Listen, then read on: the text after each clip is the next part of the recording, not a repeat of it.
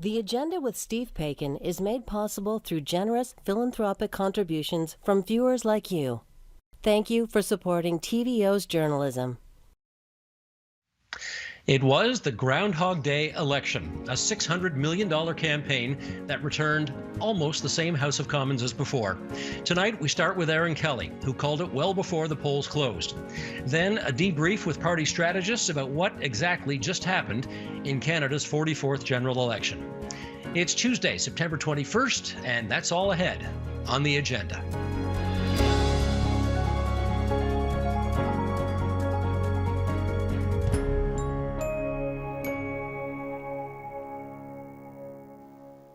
Last Friday, the artificial intelligence pollster Polly predicted the election result would be a Liberal government. Erin Kelly is CEO of Advanced Symbolics, Inc. She's been giving us Polly's findings throughout the race, and she joins us now from the nation's capital for a parting word on what happened last night. Now, before we get started here, let's just remind people of the national seat projection. And we'll just remind everybody that Pauly said there was a 54% chance of a Liberal minority government, which is in fact what happened. But here's how Pauly saw it unfurling. Liberals with a minority, just shy of a majority, though, at 168 seats. The Conservatives at 98 seats. The Bloc Québécois at 32. The NDP, or a little sweeter on them, at 38 seats. 2 Greens and nothing else. That's what was forecast. Here's what actually transpired. Liberals, 158, not so high. Conservatives, 119, much higher. The Bloc at 34, the NDP at 25, lower than Pauly said. The Greens at 2, and nobody else. So, okay, Erin, in your judgment, how did Pauly do this time? She forecast a Liberal minority government, and that's what we got. She was too hot on the Liberals and too hard, I think, on the Conservatives. So, I mean, we're still waiting for 1 million ballots to be counted today, but I don't think we're going to get to 168. So we have to do some investigation over the next few days to see, did she overestimate the anger that people were expressing over the weekend with Alberta and punish the Conservatives too much for that and reward the Liberals too much. So she was off by about 10 seats. And we're going to be looking and, again, retraining her, fine-tuning her so that, I mean, she's learning like everybody, so that for the next one, she can be closer to bang on. But she was definitely within her margin of error, so we're happy about that. Yeah, you're quite right, in as much as there may be judicial recounts, there may be challenges and so on, and not to mention the mail-in ballots still to be counted. So we don't have a final seat count yet. You know, it's tempting to say nothing happened last night, right? Because the numbers from last time and this time are so close together. Is that a proper inference to draw? Yeah, I would say so. It's funny, this morning, my 15-year-old came into the kitchen. I was watching Justin Trudeau's speech because I admit I didn't stay up late last night to watch it. And he just came in, looked at the monitor and said, I don't know why he's celebrating. He accomplished nothing. And it made me laugh because this is a 15-year-old teenager who could see that's exactly what happened. And at the end of the day, this was an election that was more about it ended up being about trust in government and the competence of the government rather than any vision for the future of Canada, as the Prime Minister or as Justin Trudeau had said it would be about in the beginning. Now, the Liberals are arguing today that the election did not accomplish nothing. They are arguing today that they have bought more time for their program, and that if this parliament lasts more than the average minority parliament, Justin Trudeau will have been in office potentially for as long as a decade, and he will be able to cement in place the gains that he has run on over the past decade. Now, is there some legitimacy to that in your view? No, it's certainly not from what we see of people's conversations on social media. I think if Justin Trudeau is going to have a strong vision for the country, now is the time for him to do that, because what we were seeing in this election is he is an unpopular leader, and he won here really because of fears about COVID and what happened in Alberta, and not because of any big endorsement for him or the party or a vision that they communicated through this campaign. Having said that, does Pauly pick up any goodwill for the Prime Minister still out there? So we've been looking at actually the Prime Minister and his accomplishments and that of his government. And we've been looking at them in in a trust indicator, so fairness, responsiveness, etc. And what we find is that people rate the government well on integrity, so the scandals don't seem to have hurt him that much. But he gets really low ratings on things like openness, on and responsiveness, especially. He and his MPs are seen to be, among the population, people that don't respond when people reach out to them. And the public service is seen to be unresponsive. We saw that in Afghanistan, but that with the Afghanistan issue where we were hearing that translators were having trouble getting passage to Canada, and that created a whole bunch of dialogue of people saying, yeah, you know what, this government is not responsive. They are not efficient. When I have had issues and I have approached the public service, I have not gotten a response. So, and Justin Trudeau has been prime minister for 6 years. So the blame for that is squarely being placed on him. So there's definitely a lot of work to build up trust and build up responsiveness with the population. And he is running out of time to do that. So he needs to do that in this mandate. Now, sometimes in elections, of course, it very much depends how the votes break. And that obviously determines the seat count. But the total votes, I mean, it's astonishing how close the seat count is this time versus last time, and how close the total vote is the same this time as last time. I mean, again, Conservatives winning the most votes, Liberals barely, like 31, 32%. Were there any moments that Pauly picked up in the campaign where there actually were significant shifts in public opinion from one party to another? Because it sure doesn't look like anything changed over the 2 years. Absolutely. It's quite funny. When we looked at what were the key moments in the campaign, we found that for the Liberals, actually, the biggest negativity was just before they called the election. So people knew that they were going to call this election, and they were already talking on social media about how we don't need this election. We don't want him to call this election. So it's quite funny if the prime minister had been, again, responsive and paying attention to what people in Canada are saying, he would have known not to call this election. Then after the election was called, Afghanistan took headlines right off the bat. And again, that unresponsiveness, that disorganization really hurt the Liberals. And then as things progressed, why did you call this election? We're in the middle. And as the fourth wave started to pick up, that really started to hurt both sides. And then the biggest negativity came in for the Conservatives, of course, when Jason Kenney came back from his vacation and admitted that he'd made a lot of mistakes and that Alberta was in crisis. And then it became a referendum on two ways of dealing with the pandemic. One was the big government taking control, getting everybody vaccinated. The other was more laissez-faire, encouraging people to get vaccinated but not requiring it. And of course, the judgment came down on, we need a government that's going to have a plan for this. Well, let me follow up with you on the Conservatives, because this is now 2 elections in a row where the Conservatives win the most votes, but not the most seats, because they just waste so many votes in Western Canada, winning seats by 20, 30, 40,000 votes. I'm sure they'd like to sprinkle those votes a little more evenly over the rest of the country. Having said that, what does Pauly say about why the Conservatives came up short once again? So the population liked Erin O'Toole as an individual, and they he really, this election, it did accomplish something in that it gave Erin O'Toole some good profile. But there really is a belief that his party is not behind him.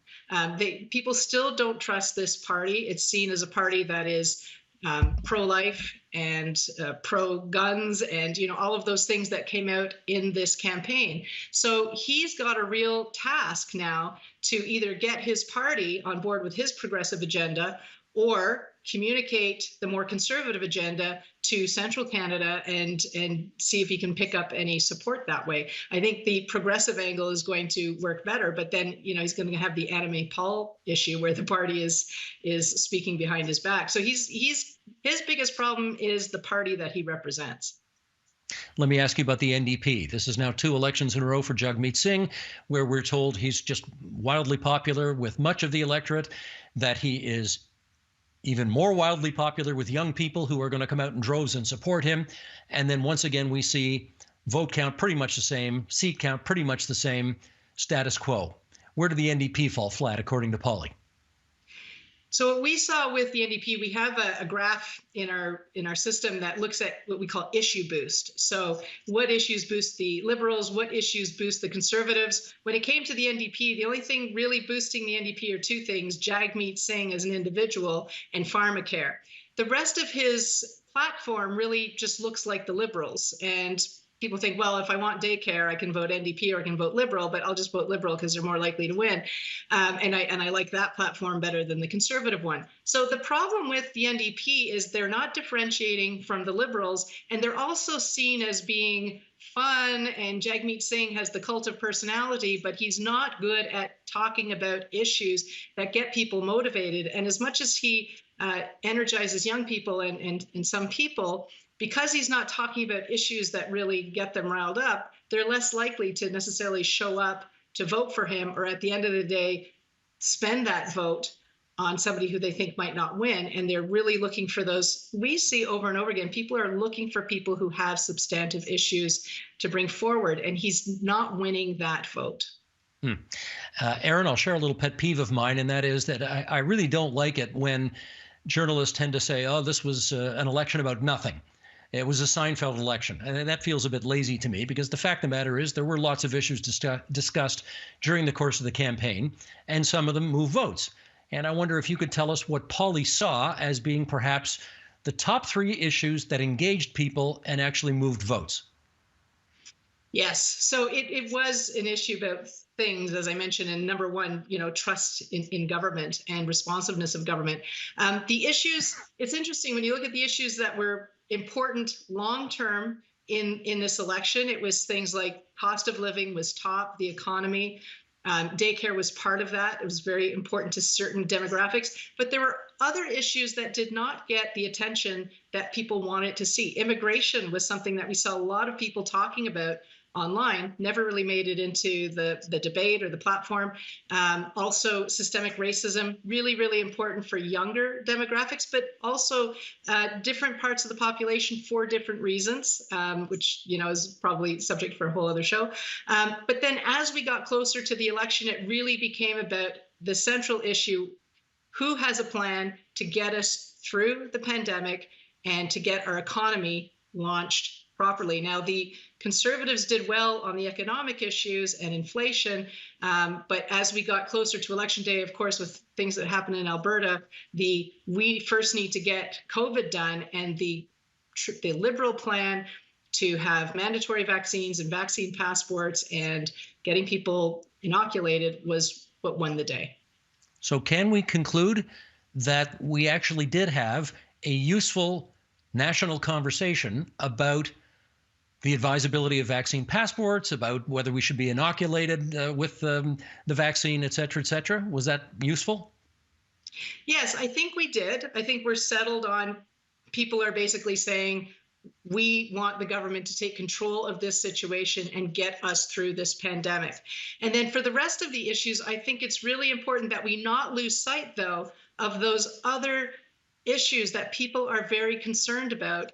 And as soon as we've got a path forward with the pandemic, I think it's really important that the Liberals, I was kind of disappointed in Justin Trudeau's speech where he said, this is not a country divided. I don't see this as a country divided. It is a country divided, and he knows that. I mean, they were throwing gravel at him during the campaign. It is a country divided, and it's important for the leadership to understand that and to address the issues that are dividing us so that we can get back to productivity and trust in government, so that when you bring in these policies, you don't have protests at hospitals, et cetera. People trust you to do the right thing. And there is a lot of work to do to build that. And that's a lot of what this election was about. And it's important that we understand the lessons from this election and fix them. Well, let's finish up on that in our last minute here, because I think another survey said 8 out of 10 People's Party supporters agreed with the statement that, quote, we are on the verge of a revolution in our society to take our freedom back from governments who are limiting it. I don't want to pull that Hillary Clinton line out about a basket of deplorables, but certainly there.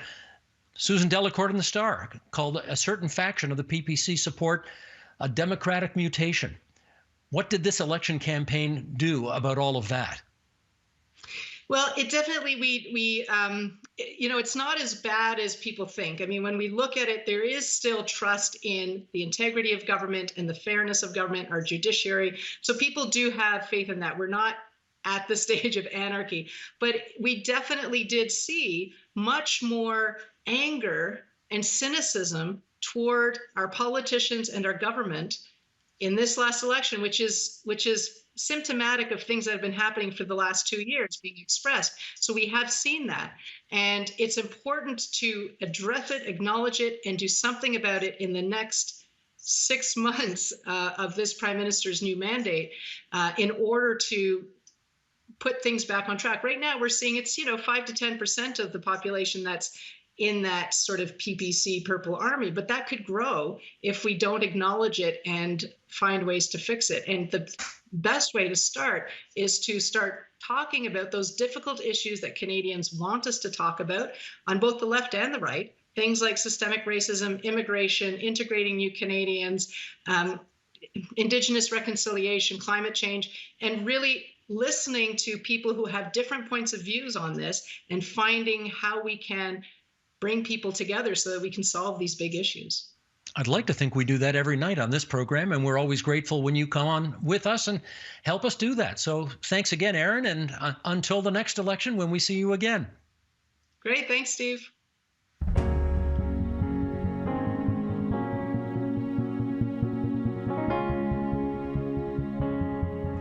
Amidst a rising fourth wave, Prime Minister Trudeau decided to get the public say on his minority government and the state of the House. The electorate's reply? Basically status quo. Why and what message should each of the parties take from that? Let's get into this and find out. In the downtown core of the provincial capital, there's John Duffy, former Liberal strategist for Prime Minister Paul Martin and Premier Kathleen Wynne. He's a founding principal at Strategy Corp. And David Tarrant, a Conservative strategist who worked with Prime Minister Stephen Harper, Opposition Leader Andrew Scheer, and Premier Doug Ford. He's a VP of National Strategic Communications at Enterprise Canada. In the nation's capital, Jordan Leichnitz, former senior advisor to past federal NDP leaders, now a Canada program manager for the Friedrich Ebert Foundation. And in Waterloo, Ontario, Abhijit Manet, Deputy Leader of the Green Party of Ontario. And it's good to welcome you four onto our airwaves this evening as we do a little dissecting and analysis of what Ontarians in particular, but Canadians in general, had to say last night. And to that end, we're just going to start with a few graphics here to help tell the story. The province of Ontario. Now, this map doesn't necessarily indicate what happened because you look at this and you see, wow, lots of blue. I guess the Conservatives had a great night. Well, not exactly. What this map doesn't reflect too well is the fact that in the 50-plus ridings north of Lake Ontario, in the 416 and 905, that is overwhelmingly red. Ontario went red big time last night. Whoever wins Ontario wins the election, and the Liberals won Ontario. They won the election. Let's take a look at the state of play in the seat count and how things may have changed. If we go back to before the 2021 election, at dissolution, the Liberals had 155 seats, the Conservatives won 19, the Bloc 32, the NDP 24, 2 Greens, 5 independents and 1 vacant as well. And let's flip that over and see how things changed. Wow, not that much. The Liberals at 158, up 3, Conservatives 119, Bloc 34, NDP 25, that's up 1. Greens at 2, that's the same. People's Party got some votes, but no seats last night. John, why was this not a giant waste of time? Well, because of the last word in your question, Steve, which is time. The election result, which is a healthy Liberal minority, continues the Trudeau government's time in office. And that's really important. The party was going to have to face the electorate sooner or later and seek to extend its mandate. And I think the result is positive. In evaluating whether it was a waste of time from the Liberal perspective, you'd want to ask yourself, compared to what scenario? The Liberals were very nervous about waiting a lot longer because they had rolled out pretty much everything they had to roll out in the spring 2021 budget. So if they had chosen to wait longer, sure, the pandemic would have eased off, some of the irritation level would have come down. But what would the Liberals have had to offer? More new spending? Not more money to throw around. Some dramatic new policy démarche, hard to do without more new spending. So a lot of Liberals with long memories are haunted by what happened in the late 70s when Prime Minister Trudeau's father, Pierre Trudeau, hesitated to call an election that everyone in 1978 said, you should wait till 79. And by 1979, everyone said, oh God, you should have done it back in 78. If you don't have a strong forward offer, you're really backing yourself into a heck of a strategic corner. That's the dilemma that the Prime Minister faced in choosing to call this election. So I think he refreshed his mandate at the right time. And I think people who are talking about how disappointed the Liberals are supposed to be are not seeing the defensive aspects of why this election was called when it was, and concentrating too much on the thirst for a majority, the offensive aspects, which of course have to be factored in. So I think Trudeau got a pretty decent result out of a tricky situation, and he should be pretty happy this morning. David, the conventional wisdom is this was a status quo election, a big nothing burger. Why would you try to convince people that something wildly exciting happened last night? Steve, I'd like to be able to say that there was some massive upset to the status quo that makes this more talking fodder. The fact of the matter is, the Liberals banked on that there was a change in public opinion. They banked on the notion that the pandemic leadership would get them the extra seats necessary to give them a 4-year blank check, and that the pandemic had fundamentally reset a lot of the baggage that Mr. Trudeau had accumulated in the past 6 years. That bet didn't pay off. And to John's point, I think Liberals are relieved today. I mean, 3 weeks ago, they were staring at, quite frankly, an electoral defeat. Would have been one of the most catastrophic electoral calls in Canadian history. They escaped that. But they banked on this being a change, and that Trudeau could reap all kinds of plaudits for what he did last summer. And that obviously did not happen. And in fact, if anything changed, it crystallized in a lot of Canadians the reasons why that they don't have the fondness for Mr. Trudeau they waited it 6 years ago, and some of the more negative aspects of his personality and his style of leadership. Jordan, would you attempt to convince Canadians that this was not a giant waste of time? Well, I don't think an election is ever a waste of time, but I don't think it was a good night for Mr. Trudeau at all. The only way that this could be considered a real win for him is if we consider it in comparison to the potential scenarios that were emerging in the middle of the campaign.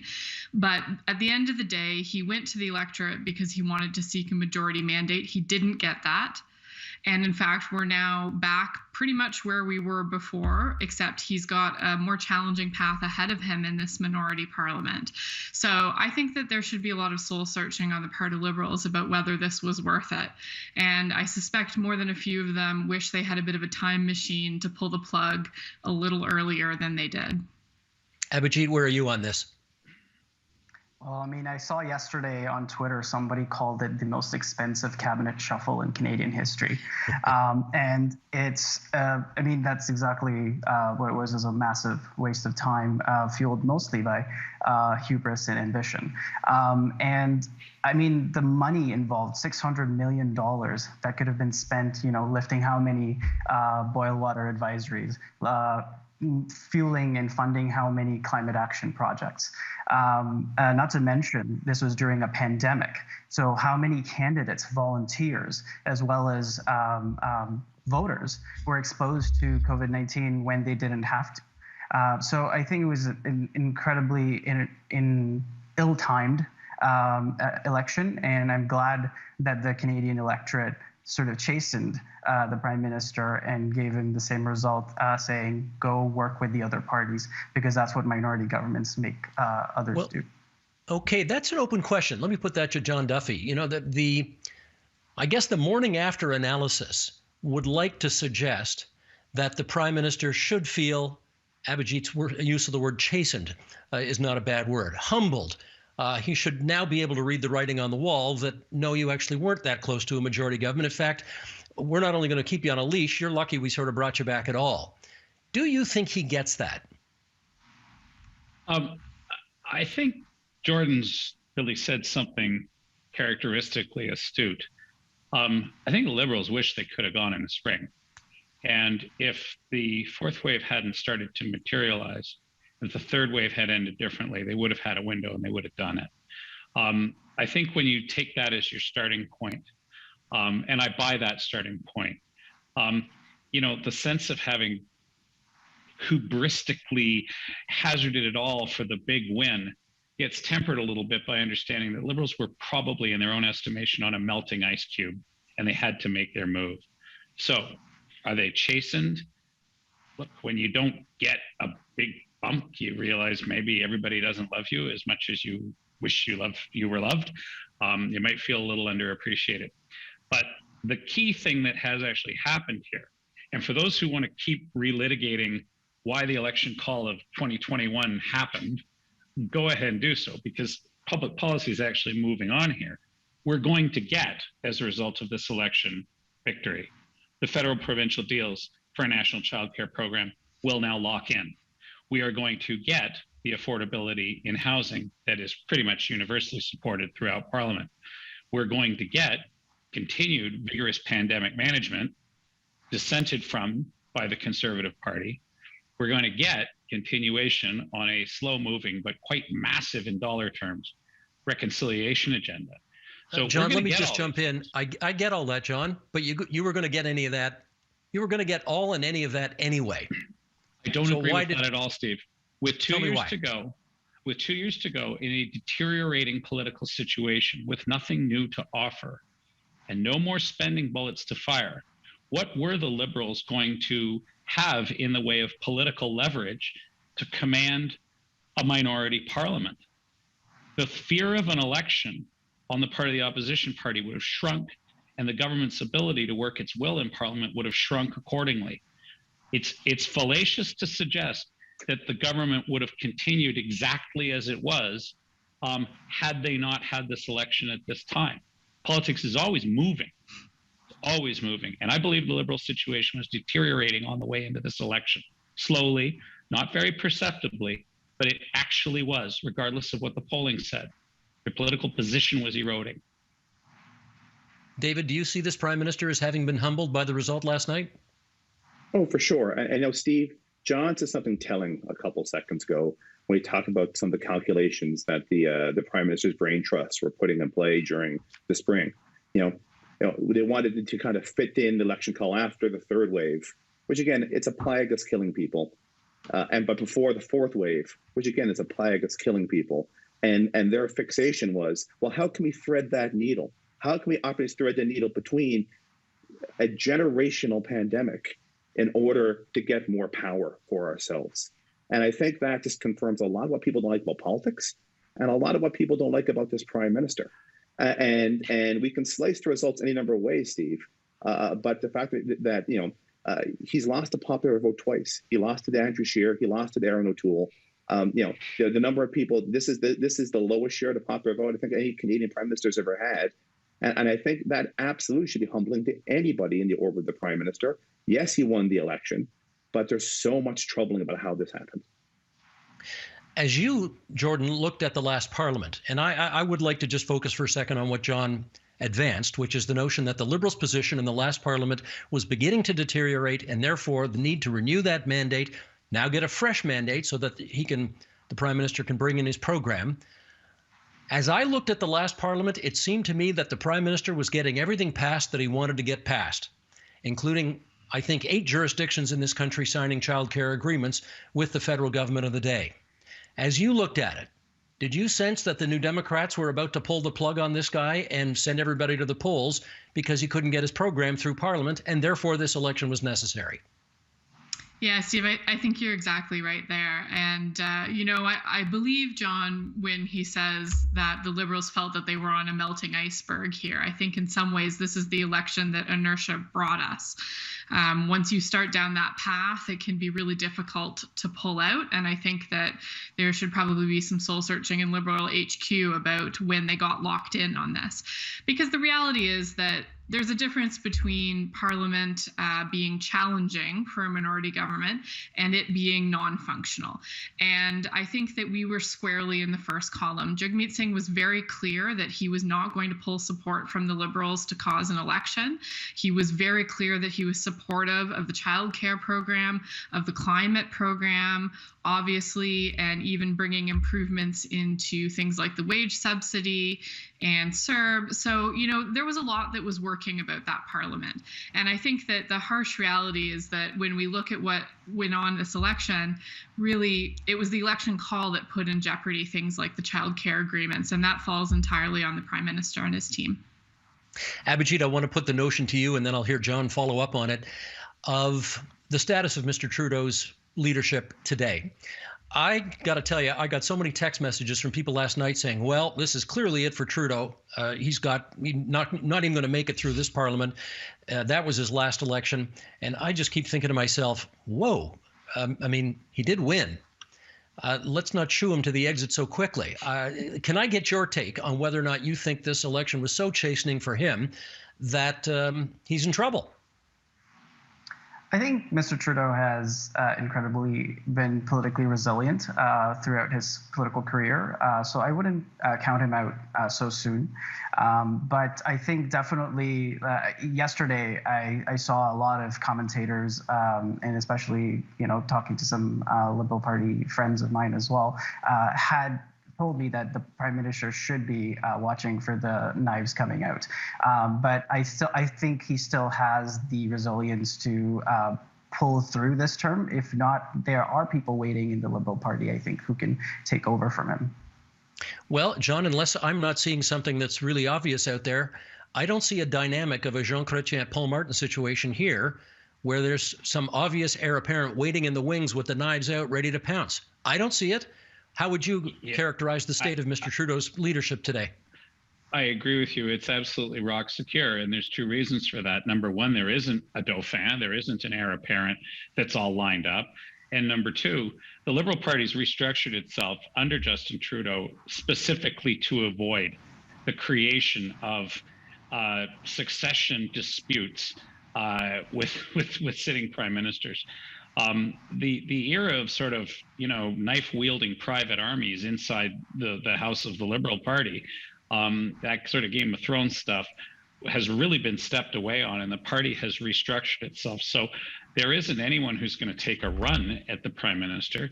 There isn't a current of opinion in the party, I think, that wants to do that, which is really important. And I don't actually think the situation occasions it. I think there will be pressure from pundits and people who seek to advance the narrative and the storyline to say, well, surely, you have hubristically fallen, O great king, and now you must fall upon your sword. Surely you will. But I just don't think that's the way this is going to play out. He's got a lot of time. Don't forget, no one's going to be in a hurry to go back to the polls. The opposition are not going to be in a hurry to trigger the election. The Liberals aren't going to be throwing their weight around in Parliament saying we have to go to the polls right now, not after what nearly happened to them. So I think, look, most Canadian minority governments are succeeded by a minority government. That's usually the dynamic in this country, sometimes by two in a row. And we've had minority governments last for as long as 4 years in this country. There's no reason why that doesn't happen. And I don't predict finished for Justin Trudeau. Don't forget one other thing. He's won every election he's ever run in. A really good point that his good friend of mine, Jerry Butts, made on television last night. This guy is not a bruised, fighter near the end of his powers. He's a career winner. He's not doing too badly in my estimation. Let's now pivot and take a look at the opposition parties. And David, we'll start with you. On the one hand, second consecutive election, Conservatives win the most number of votes in the country. On the other hand, too many wasted votes in the West, not a very efficient vote in the rest of the country, and a party that may be at odds with its leader ideologically. How do you as a Conservative see where your party is this morning? Erin O'Toole is certainly entitled to try to go back to the Conservative Party members and highlight, I think, some very strong elements of his platform and the discipline of the campaign he ran. But for those who aren't active and have not been active in conservative politics. And I see some commentary saying, oh, Mr. O'Toole should get a second shot, and he deserves the opportunity to make that case. The challenge within the Conservative Party is when members of the party evaluate potential leaders, they ask two questions. They ask, do I believe you can win? And am I confident you won't betray me on the issues and policies that matter most to me? And the most successful leaders, for instance, Dr. Haiti and Mr. Harper, the answer to those two questions was yes. He was able to give people confidence that he was not going to let them down on issues of importance, and he was a winner. The challenge for Mr. O'Toole right now is that clearly the results show that he was not successful, and he made a bet, a deliberate strategic calculation that for a lot of members of the party will feel like a betrayal, and that bet didn't pay off. And that's going to be a difficult sales pitch for him, not an impossible one, a difficult sales pitch for him. A lot of conservatives are conservatives because they have social conservative values. A lot of conservatives are conservatives because they find the notion of forcing families to pay a carbon tax to heat their homes or drive their kids to school an unfair way to fight climate change. They put a lot of water in their wine at Mr. O'Toole's request, and that bet didn't pay off. And I think he really needs to think about how he's going to make the case to the members of the party about why this template would succeed next time. The bet didn't pay off this time, but I well remember Dalton McGuinty telling a story about after he lost his first election, he got a call from someone who said, you know what, you learned a lot by losing. See how things go next time. And of course, next time he became Premier of Ontario. Are there enough Conservatives in your judgment who will conclude today, no, he didn't win his first time out, but he learned a lot and he's entitled to a second shot? It'll be a debate. It'll be a debate. I think, like I say, Mr. O'Toole can point to a number of very strong things he did in his platform, in his campaign and his discipline, and said like I have a template to actually get us over the top here. At the same time, the issues, even not even about left or right or moderate or ideological. It's about relevance. And did his approach prove to be relevant enough Canadians or Ontarians to get him over the top? Well, no, it didn't. The campaign did not work, and he asked a lot of Conservative voters to put a lot of water in their wine on this in terms of issues that are near to the heart, saying this is the path to victory.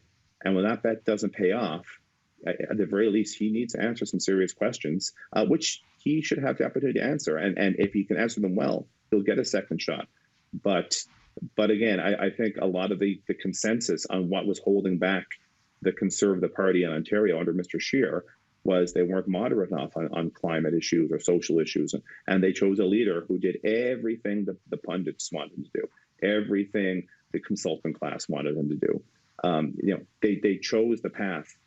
And if anything, they're as far back today as they were then. And I think that's a issue that will be litigated in the Conservative Party, and that's healthy.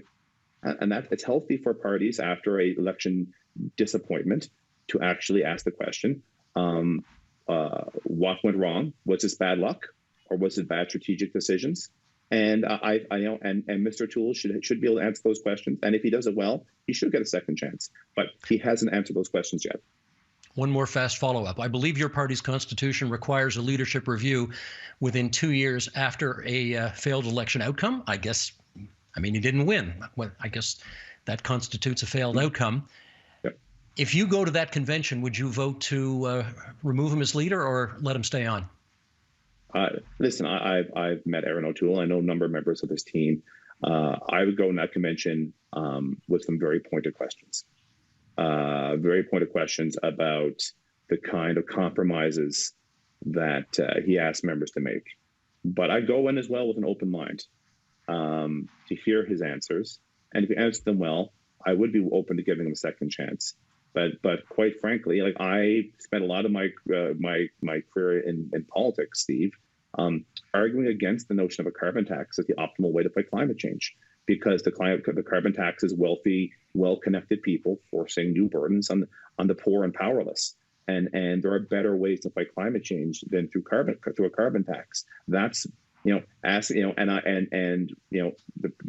as the leader, he won the leadership, and he chose a path that some people in the party would have been uncomfortable with, which is fine. But that didn't work out, and I think now members of the party deserve to say, okay, we like you say, we joined you and we supported you in making this compromise. It didn't work out. We're not going to give you a blank check for more of the same. Okay, getcha. Jordan, let's put the spotlight on the NDP leader right now. The polls always show he's the most popular leader out there. The polls show the kids love him. He's a superstar on TikTok. And once again, for a second consecutive election, all of that added up to not a whole heck of a lot. Got pretty much the same percentage of the total vote, got pretty much the same seat count. Where's the NDP at today? I don't think Jagmeet had a bad night last night. He was able to solidify a lot of his positive fundamentals. This campaign, more Canadians got to know him. This is only his second cycle, so that's not insignificant. And I think that culturally within the New Democratic Party, with obviously one exception, we tend to have a little bit more patience for leaders taking some time to establish themselves. And we saw that obviously pay off in spades with Jack. So I'm certainly not hearing any concerns internally about Jagmeet's leadership. And in fact, I'm seeing a lot of people who are excited about some of the bases that we've built across the country here. So for him, I think overall, not a bad night. Obviously, more seats is always better. But we've also still got 1 million votes out there to count, and I think that we may see some of those close races flip still. Jordan, New Democrats, if they ever did anything, they used to love to drown us in policy. And you guys love these policy debates at your conventions. And the one observation I've heard from so many people is that this was one of the most vapidly run election campaigns that the NDP have ever run. Because Mr. Singh, basically all he said was, we're going to fight for you, we're going to fight for you, we're going to fight for you, and everything is Justin Trudeau's fault. And it didn't go much beyond that. Is he still a good fit for your party? Absolutely. I think that Jagmeet ran a really disciplined contrast campaign. And that's something that maybe people aren't entirely accustomed to from New Democrats, but he showed his grasp of the policy issues during the debates. And for those who really do love to deep dive on the policy, there was a 100-page platform for that. But there is a reward out there, I think, for New Democrats when we do run campaigns that run a tight contrast with the Liberals, because ultimately that is what the case that we need to make to voters, that there is a cost to continuing with the Justin Trudeau government, that there is a reason that they need to send more New Democrats to Ottawa. And I think that right now Jagmeet is going to have a strengthened hand in this next minority parliament. He's got a proven record of getting some results for Canadians that he has the opportunity to build on. So I don't think he's actually badly positioned at all. Abhijit, to the extent that there was anything kind of shocking about last night's results, it was the fact that the leader of the Green Party, Annamie Paul, didn't win Toronto Centre. I'm not sure a lot of people thought she'd win Toronto Centre, but she came fourth in Toronto Centre after just a year ago placing a pretty competitive second place in the by-election there. What happened?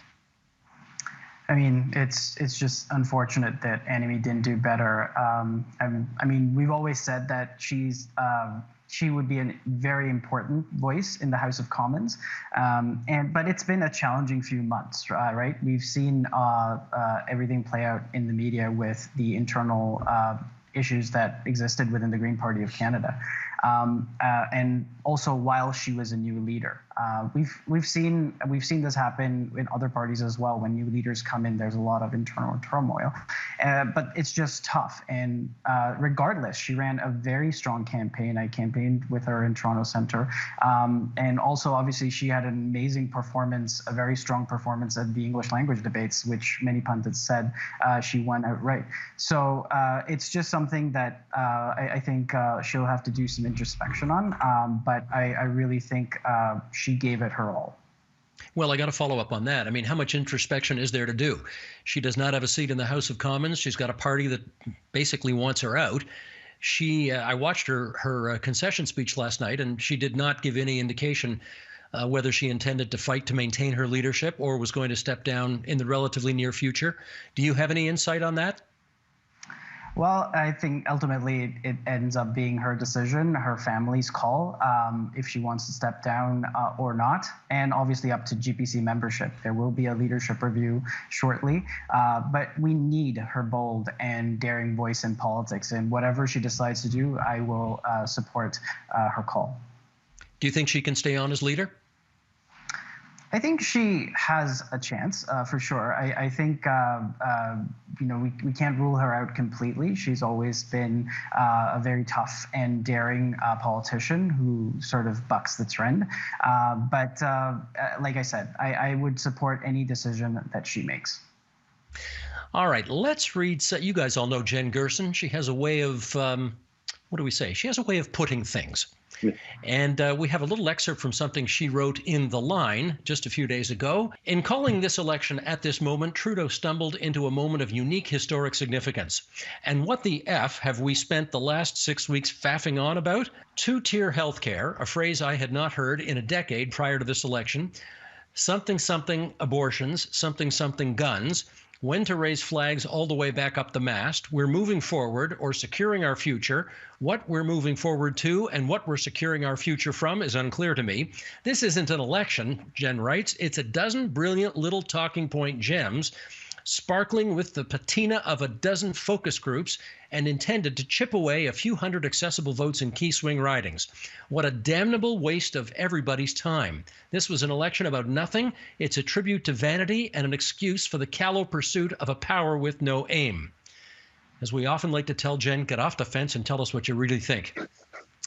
Okay, John, come. I know you don't agree with that. So maybe as we look to what potentially good came out of last night, what would you point to in saying, and again, not from a liberal point of view. I understand the liberals are happy that they've renewed their mandate, but from for the average Ontarian, the average Canadian, what was the value in last night? We've set a course that won't be changed now.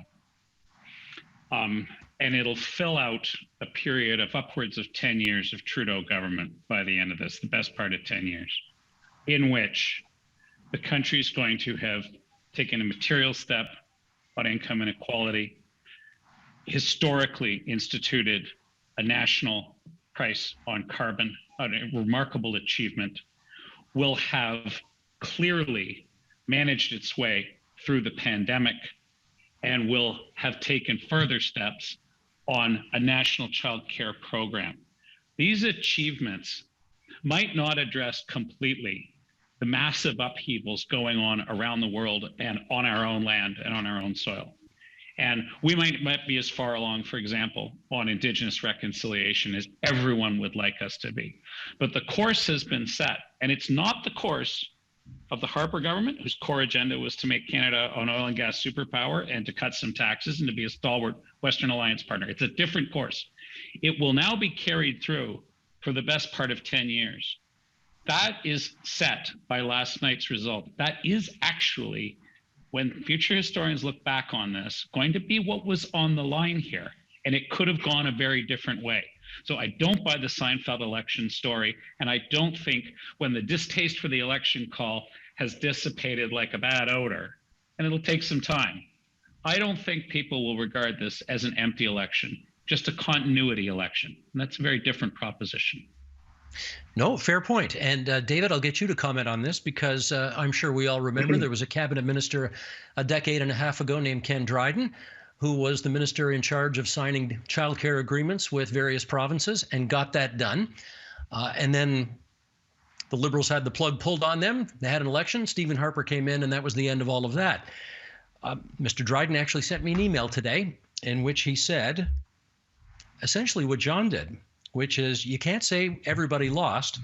Childcare won, and now it will be around forever and ever. And I'm going to say this, Steve. Martin's agenda was Kelowna, kids, and Kyoto. That, in many respects, is the Trudeau agenda. There is a continuity here with the broad course of Liberal policy, and it's not a bad night for those of us who have fought for it. In which case, David, can I get you to comment on that in as much as this agenda from a decade and a half ago, I mean, it looks like John's right. It's in and it's staying. But in fairness, Steve, the election of Stephen Harper didn't kill childcare reform in Canada or in Ontario. The template, the lesson that I think that Conservatives or other Canadians or other parties of any persuasion should take from what happened 15 years ago was an exercise of relevance. There was an issue with the affordability of childcare. The Liberal Party of the day rolled out a state institutionalized daycare model. Harper countered with a relevant counter idea: let's just give the money to parents. And one of the most signature successes of the Trudeau government, though he will never admit it, was saying, yes, Stephen Harper was right. The Canadian child benefit is, in fact, a Stephen Harper conservative innovation that the Liberals built on. And so the lesson is, when someone says, "Oh, the only way is to do something through public sector unions or institutions or state or massive programs," and Conservatives, well, no, there are other ways to achieve important social ends, whether it's childcare or climate or affordability or anything else, and make that a relevant exercise. The one other thing I'd say about the Gerson column, Steve, I think that's important, is one of the biggest victims of this campaign was the Justin Trudeau of 2015, who, as far as I can tell, was murdered by the Justin Trudeau of 2021. I've long been a critic of this government, this prime minister, but there was a moment of time in that first election. Better is always possible, sunny ways. He did actually embody for a lot of Canadians that we could break out of the cheap, negative, divisive politics. That Trudeau is gone, is dead and buried. And whoever was giving that victory speech last night was not the Justin Trudeau of 2015. And the blame for that rests on Justin Trudeau himself. John, I suspect you want to take issue with that. I'm not sure you can say he's dead and buried. He may not have been around this election, but the next few years may resurrect him. Who knows? We all get older. We all age. Time passes. Baggage accumulates. Time is all we've got in this life and in politics. Justin Trudeau bought himself some more time with this election call. And Ken Dryden's right. Some of these foundations have been laid for towers that are built to last and will be a part of Canadian society for a very long, long time to come. I think that's the takeaway on this. Yeah, is this figure the young King Arthur who came dashing into Camelot of 2015? No. He is older, grayer, more wintry. The land grows old and weary, and someday the blood will be watered with his kingship demise. Okay, that's politics. It changes. That's life. It changes. But today, winter got put off just a few more years for this Liberal agenda that so many Canadians support and that so many Liberals have fought for so long. It's not a bad night, not a bad day. Hang on. I got Anthony Cimolino on line 2 here. He wants you down at the Stratford Festival right now for a part he wants you to play. Okay. We don't normally spend a lot of time talking about parties that don't win any seats, but the People's Party may have had an impact on the outcome of this election despite having won no seats. And Jordan, maybe I'll get you to speak to that first. You could look all over this country and find that the difference between a Conservative losing an election and a Liberal, for example, winning an election, the difference was the same number as the number of People's Party votes in that riding. Now, you can't automatically say every time that if you just added up the People's Party and the Conservative votes, that gets you a victory. You can't do it, but you can do some of it. And I wonder how influential you think they were in the outcome of the next Parliament. Yeah, I think it's a great question, Steve. And I don't know the answer to how influential they were in terms of the overall makeup of the Parliament, because that's going to require some more deep diving at a seat-by-seat level. But I do think what's becoming clear is that they did pull the majority of their vote from the Conservatives. We've obviously seen them triple their popular vote. So this is worrying. This is a fringe party that represents some pretty reprehensible ideas. I think that there is some soul searching to be done on the part of Canadians here about how they have grown so much and why their message resonated potentially with some people who might have become disengaged with the political process. And, our house was leafleted by them, like I think many were. And the message that they had was really for working class people who felt like they were being left out of the system, that they were no longer being treated as essential. So I think a lot of the stuff that gets the the front page attention is the really kooky anti-vaccine stuff, which is bad and dangerous. But underneath that, there is a class narrative there that I think we have to really look carefully at and make sure that all parties are being aware of. David, I'm down to my last minute. Do you think the People's Party showing cost Erin O'Toole an opportunity to become Prime Minister last night? I think Jordan made an important point there, Steve, where there's two theories where the People's Party support comes from. Is it a moment in time where they're pulling a lot of anti-vaxxers who we all know they have a deleterious impact on public health and they're not helpful or constructive in any way, shape, or form, but they exist and the People's Party were the only vehicle for them? Or B, were they disaffected voters from other parties? And Jordan said, the degree to which they came from the Conservative Party is significant, and that's a continuum. I'd say I like what political nerds do, Steve. I took some time looking at some of the writing results this morning. I found about 5 ridings in Canada where for sure the PPC contributed, like Niagara Centre and Kitchener-Conestoga were 2 I saw in Ontario for sure. But most of the ridings that the Conservatives won or lost, the PPC wasn't a factor in that. And so I think the hope is as this anti-vax furor dies down, does the PPC actually have the staying power, or is this a moment in time fueled by a very angry set of people on a very singular issue? And I think that remains to be seen as we see how things progress. To be continued. I want to thank you for coming on to TVO tonight and sharing your analysis of the day after the night before. John Duffy, David Tarrant, Jordan Leichnitz, Abhijit Minay. Good to see you all. Thanks. Thanks, Steve. Thanks, Steve.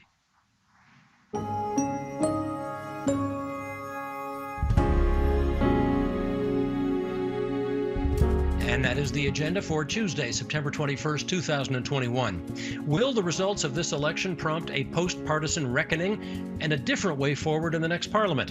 We'll examine that tomorrow. Also, the former Federal Justice Minister Jody Wilson-Raybould will be with us on her new book, Indian in the Cabinet.